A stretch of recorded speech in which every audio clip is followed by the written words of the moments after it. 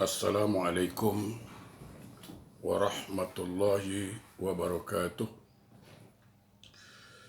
Innal hamdalillah wa syukurulillah wal aqibatu lil muttaqin. Asyhadu an la ilaha illallah wahdahu la syarikalah wa asyhadu anna sayyidana Muhammadan abduhu wa rasuluh la nabiyya ba'da. Allahumma salli wa sallim ala sayyidina Muhammadin wa ala alihi wa ashabihi rasulillahi ajma'in, amma ba'du. Rabbi shrah li sadri wa yassir li amri wahlul 'uqdatam min lisani yafqahu qawli. Subhanaka la ilma lana illa ma 'allamtana innaka antal alimul hakim.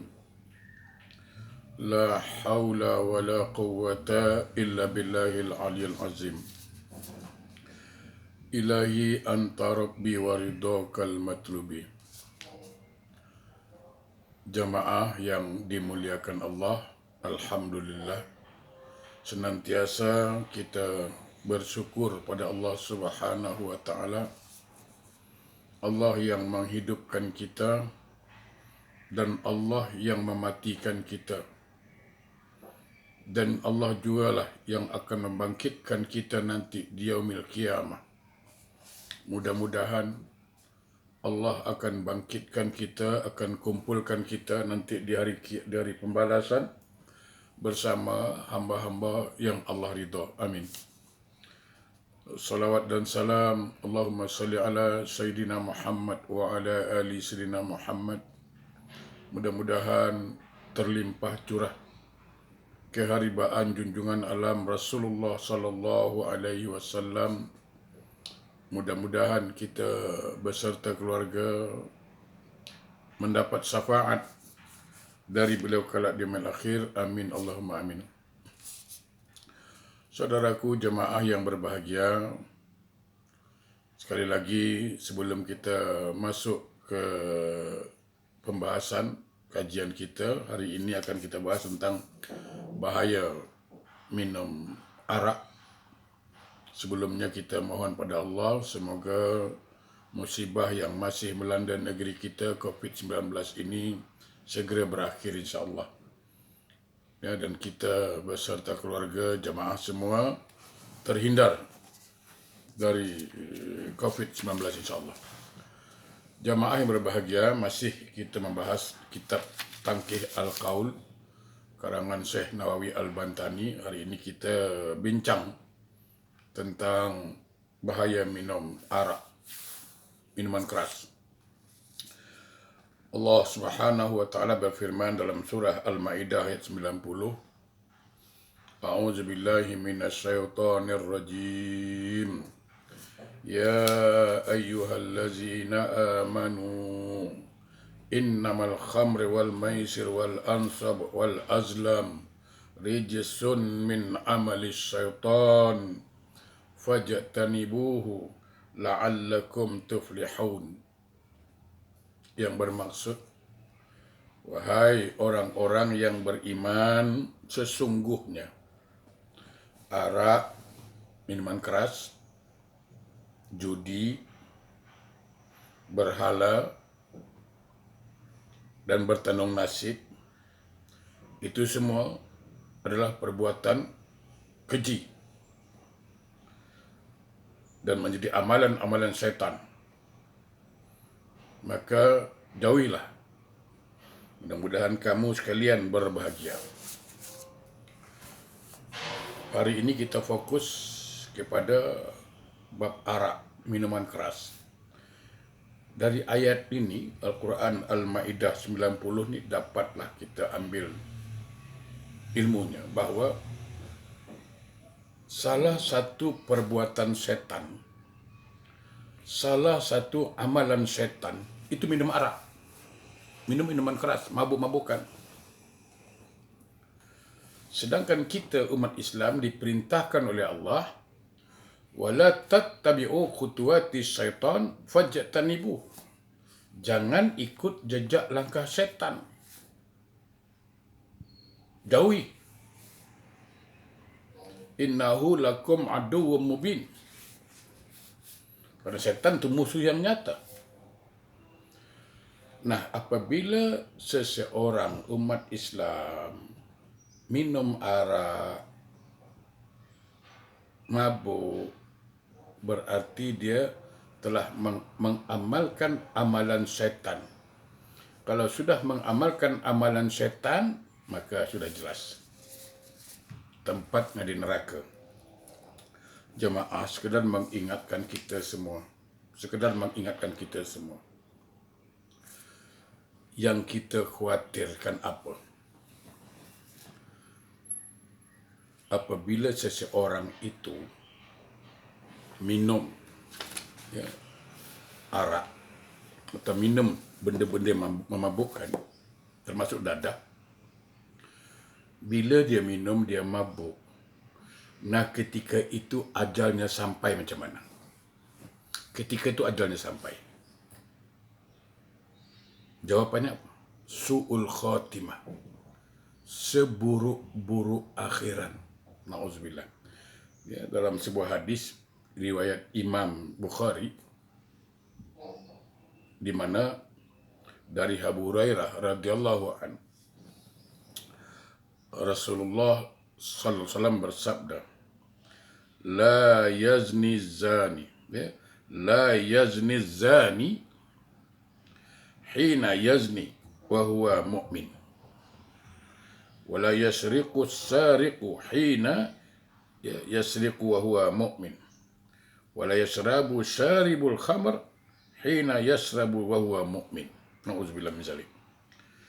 Tiadalah seorang penzina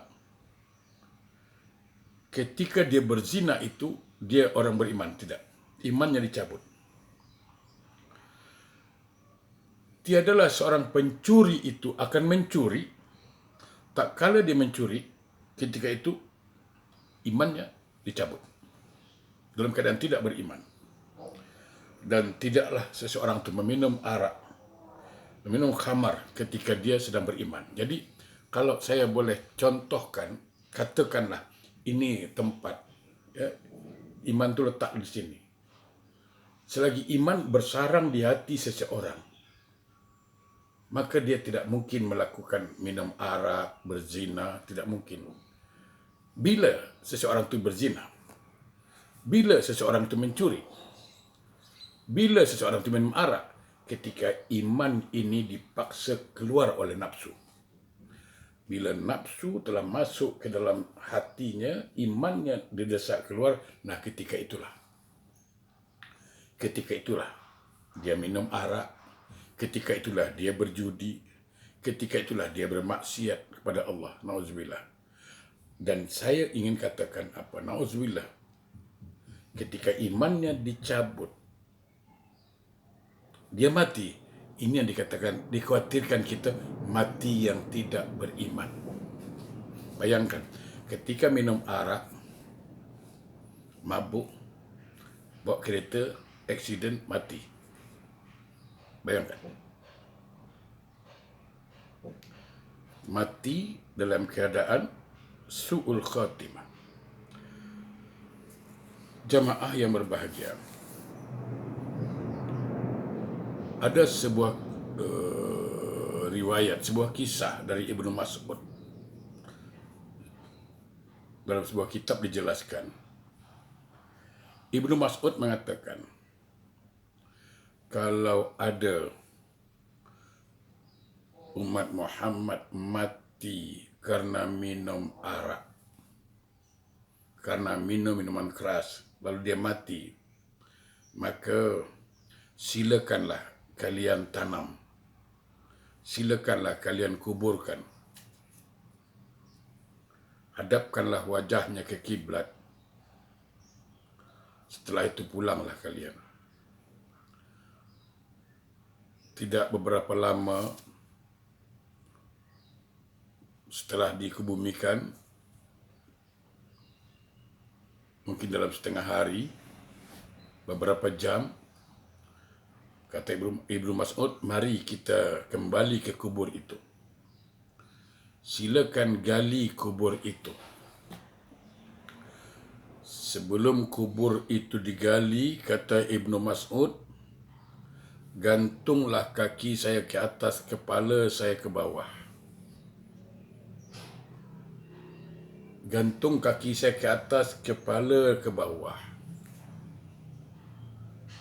Dan letakkan pedang yang tajam di leher saya. Silakan gali kubur itu.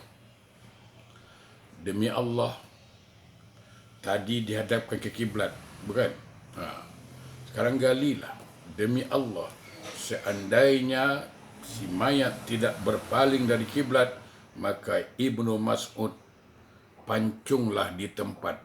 Semua keluarga tidak akan menuntut.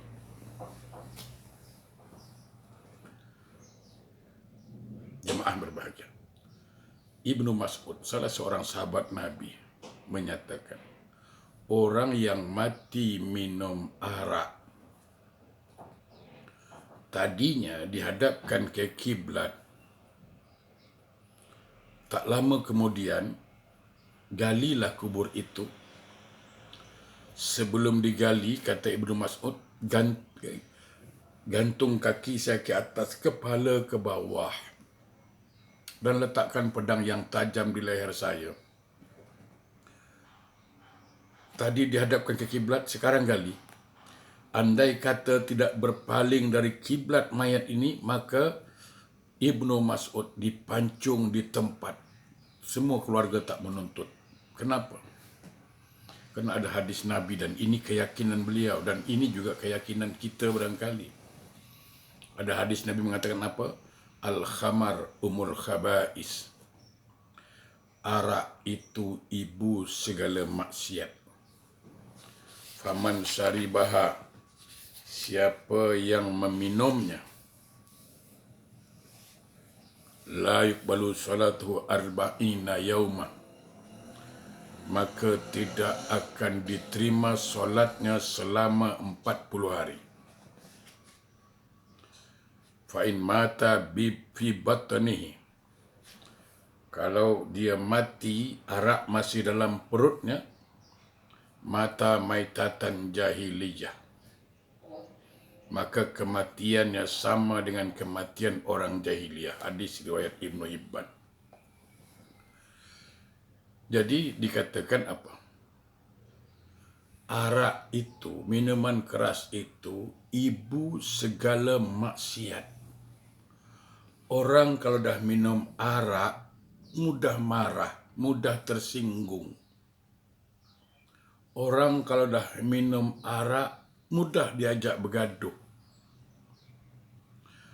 Orang kalau dah minum arak, boleh membunuh kadang-kadang. Berani. Orang kalau dah minum arak, mudah sangat melakukan perzinahan. Orang kalau dah minum arak, mudah sekali bergaduh. Makanya al-khamar umul khaba'is. Arak itu, khamar itu, ibu segala maksiat, punca dari segala maksiat. Siapa yang minumnya? Faman syaribaha, siapa yang meminumnya, la yuqbalu salatuhu arba'ina yauma, maka tidak diterima solatnya selama 40 hari. Abu Laid As-Samarkandi mengatakan, hari ini dia minum, 40 hari solatnya ditolak. Dia minum lagi, tambah lagi 40 hari. Dia minum lagi, tambah lagi 40 hari. Na'udzubillah. Jamaah yang berbahagia, kalau sudah solatnya ditolak, solatnya tak diterima, maka semua ibadah yang lain itu ditolak. Semua ibadah yang lain ditolak. Hati-hati. Fa'in mata fi batnihi, kalau dia mati, arak masih ada dalam perutnya, mata maitatan jahiliyah, maka kematiannya sama dengan kematian orang jahiliyah. Ibnu Mas'ud tahu betul bahawa orang jahiliyah mati tidak menghadap kiblat. Kiblat tidak akan menerima. Hati-hati. Oleh karena itu jamaah yang berbahagia, mari kita hindari diri kita, terutama keluarga kita, anak-anak kita dari minuman yang namanya khamar atau arak, juga dadah. Ya. Sedikit atau banyak. Ya. Kasiruhu faqaliluhu haram. Sedikit atau banyak itu haram. Jamaah yang berbahagia.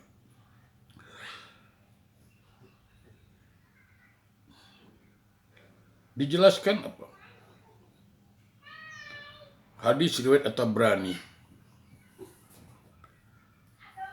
Man kana yu'minu billahi wal yawmil akhir fala yajlis ala ma'idatin yashrabu 'alaiha al-khamar.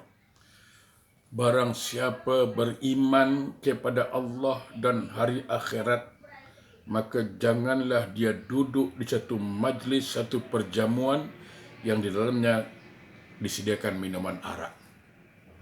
Jadi kalau kita diundang dalam satu majlis, dalam satu perjamuan, dalam satu pertemuan, di dalam pertemuan itu, di dalam majlis itu disiapkan arak, disiapkan minuman keras, al-khamar, maka kalau engkau beriman kepada Allah dan Rasul, engkau beriman kepada akhirat, tinggalkan majlis itu. Jangan katakan tak sedaplah, aku mimba lama, aku kena jaga perasaan. Ini bukan soal jaga perasaan, jaga iman. Apakah kita akan mengorbankan keimanan kita demi menjaga perasaan kawan? Ya.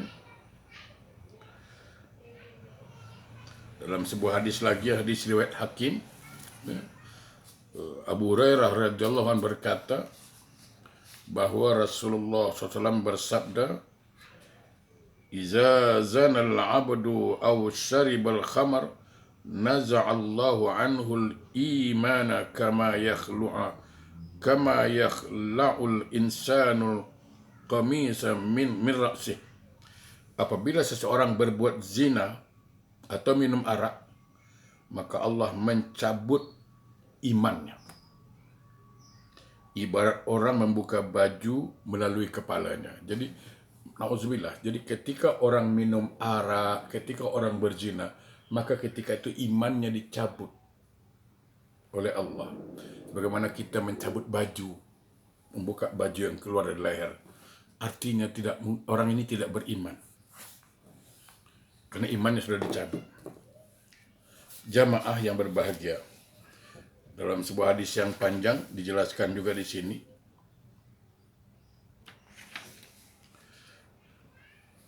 Dari Abu Hurairah radhiyallahu anhu bahwa Nabi SAW bersabda, yang artinya apabila seseorang itu berbuat zina atau minum arak, maka keluarlah daripadanya iman, dan iman itu di atas kepalanya ibarat bayang-bayangnya, dan apabila telah selesai melakukan keduanya, maka imannya kembali lagi padanya. Ya. Oleh karena itu, jamaah yang berbahagia, sekali lagi sekedar mengingatkan diri kita, jauhilah yang namanya arak. Baik saudara kita, apatah lagi kita sendiri. Na'udzubillah min zalik. Karena sangat-sangat dikhawatirkan ketika minum arak, ketika minum khamar, ketika itu mati. Ajalnya sampai. Mati dalam keadaan mati yang tidak beriman. Na'udzubillah. Ya. Diriwayatkan dari Abi Umamah, dari Nabi SAW bersabda, "Salasatun la yadkhuluna al-jannah." 3 macam orang tidak masuk surga. Ada 3 kelompok manusia tidak akan masuk surga. Ya. Mudminul khamr, iaitu peminum arak. Jadi peminum arak tidak akan masuk surga. Yang kedua, waqati'ur rahim, iaitu orang yang memutuskan tali silaturahim. Hati-hati. Yang ketiga, wa musaddiqus sahar, orang yang mempercayai tukang tenung, tukang ramal. Dikatakan apa? Waman mata mudminal khamar saqahu Allah Ta'ala min nahri ghutatin bahwa nahrun yajri min kurujiz zaniyati yu'zi ahlan nar. Ya. Yu'zi ahlan nar min natuni rihi. Barang siapa meninggal dunia tetap sebagai peminum khamar, maka dia diberi minum oleh Allah Ta'ala nanti dari sungai Gauta, yaitu sungai yang mengalir dari kemaluan perempuan pelacur. Sungai itu menambah sakitnya para penghuni neraka disebabkan baunya yang busuk. Na'udzubillah, summa na'udzubillah. Ya, Siti Aisyah berkata, jemaah yang berbahagia, dijelaskan itu Rasulullah bersabda, ya, Siti Aisyah berkata Rasulullah bersabda, hadis yang cukup panjang, dikatakan orang yang meminum khamar, minum arak, maka janganlah kamu kawini dia, jangan nikah dengan dia. Sebab kalau dia jelas laki-laki peminum arak, jangan nikah dengan dia, karena resikonya berat. Kalau pemabuk macam mana? Sikit-sikit marah nanti main tangan. Bukan kebahagiaan yang dapat, tapi sengsara. Kalau dia sakit, janganlah kamu jenguk dia. Sampai begitu ancaman. Dan apabila dia mati, jangan kamu solatkan dia. Na'udzubillah, semua na'udzubillah. Sampai begitu ancamannya. Kerana mati tak beriman. Ya. Tapi memang kita selalu mengatakan, kita solatkan jugalah. Karena itu fardu kifayah. Oleh karena itu, jamaah yang berbahagia sekali lagi, hindarkanlah saudara kita dari minum arak ini. Demi Allah yang telah mengutus aku sebagai Nabi dengan membawa agama yang hak, kata Nabi, tidak akan mau minum khamar kecuali orang yang terkutuk. Ya. Baik diterangkan dalam kitab Taurat, Injil, Zabur dan kitab Al-Quran. Jadi semua kitab-kitab suci yang Allah berikan kepada Rasul, para Rasul terdahulu, semuanya mencela khamar. Ya. Dan siapa yang memberi makan kepada mereka sesuap nasi kepada peminum arak, maka Allah Ta'ala akan membelitkan ular serta kalajengking pada badannya.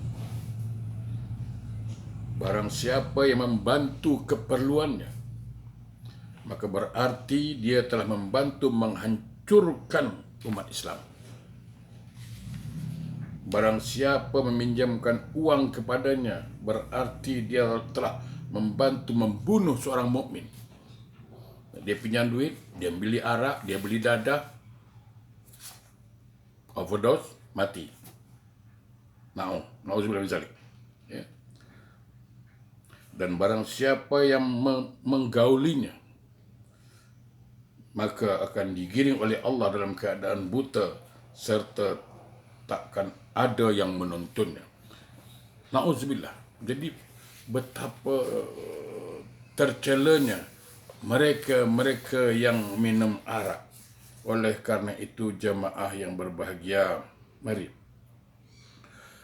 kita sama-sama sadar untuk jangan sampai diri kita, anak-anak kita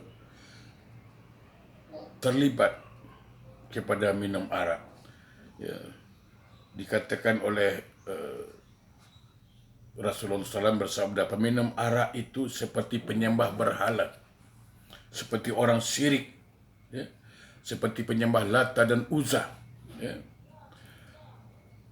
Jemaah yang berbahagia, siapa saja, kata Nabi SAW, yang meminum arak, maka sungguh dia telah kafir.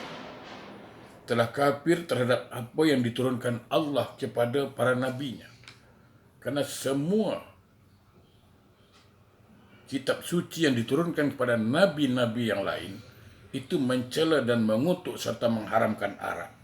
Jadi siapa saja yang meminum arak, maka dia sungguh telah kafir terhadap apa yang diturunkan Allah kepada para nabinya. Siapa saja yang mengucapkan salam kepada peminum arak atau berjabat tangan dengannya, maka Allah SWT menghapus amalnya selama 40 tahun. Nauzubillah. Jadi, orang minum arak, mabuk, kita tidak dibolehkan memberi salam. Assalamualaikum, haram hukumnya. Karena salam itu doa keselamatan. Assalamualaikum warahmatullahi wabarakatuh. Semoga engkau diselamatkan Allah. Sedangkan dia minum arak.